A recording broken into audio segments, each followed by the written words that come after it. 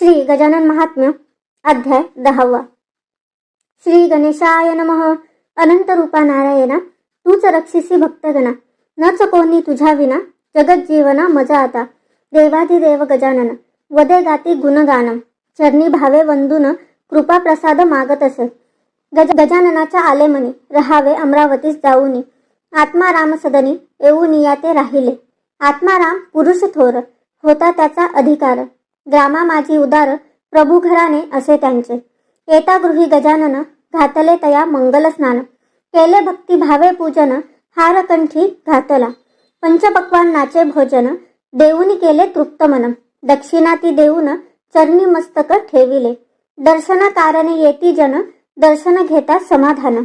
किती कान्ना ते चरण, स्पर्श करावया मिळेची ना. अति जाहली असे दाटी, करीती भाविक लोटालोटी. घालावया हारकंठी, भाग्याविने न घडत असे. जिथे जिथे इच्छा होई, गजानन स्वये जाई. तया लागी पुण्याई खचित लाभावी लागते. खापर्डे गृहस्थ यांचे घरी, महाराजांची गेली स्वारी. वकिली सनद हीच खरी, अपार संपत्ती देत असे. षोडशोपचारे झाले पूजन, आशिष देती गजानन. सदन झाले ते पावन, समर्थ चरण लागताची. ज्यांच्या ज्यांच्या मनी भाव, तया भेटला हा देव. कुणी असो रंकराव, सकल समान हो त्या ठाई. राहून तिथे काही दिवस, महाराज येती शेगावास. त्याच ठाई मुक्कामास, मंदिरी शिवाच्या राहिले. कळले असे पाटलास, कृष्णाजी येई दर्शनास. विनवी चालण्या मळ्यास, परी तिथेची ते राहिले. सर्वांचे जाणूनी मन, केले असे समाधान. होईल आपुली इच्छा पूर्ण, ऐसे वाचे वदले ते. हरी पाटील नारायण, तैसे इतरही सर्वजण. होती पदी त्या लीन, कृपा प्रसाद लाभावया. सखाराम असोलकरासी, पाटील मागती जागा मठासी. पटले ते महाराजांची, पावन भूमी तीच हो. परशुराम सावजी भास्कर, गणेश आप्पा पितांबर. अनेक भक्त असती थोर, महाराजा सान्निध सेवेसी.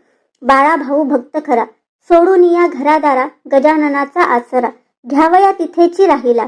स्वार्थ साधू भक्तगण, महाराजा सांगती विनवून. द्यावे यासी घालवून, नच ठेवावे जवळी हो.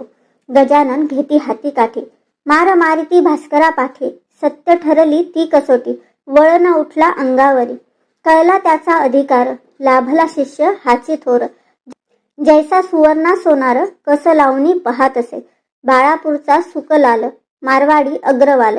त्याची गाय खट्याळ, मारकुंडी फार असे. मोकाट फिरे गावात, धान्य खाई दुकानांत. जन जाहले अतित्रस्त, हातीन सापडे कुणाच्याही. कुणी म्हणती या गाईला, घेऊन जावे शेगावला. जसा घोडा शांत झाला, कृपा गजानन करतील.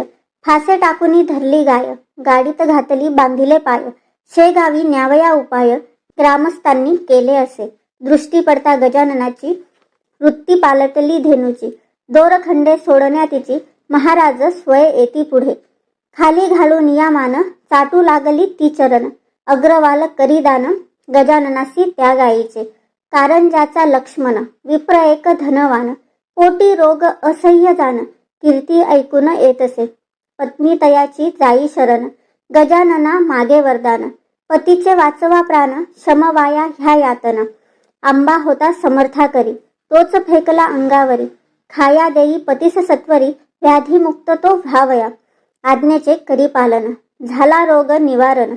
कृपाळू तो दयाघन, गजानन धन्वंतरी. इति श्री गजानन महात्म्य दशमो अध्याय समाप्त. वृत्ती शुभं भवतु, शुभं भवतु, शुभं भवतु.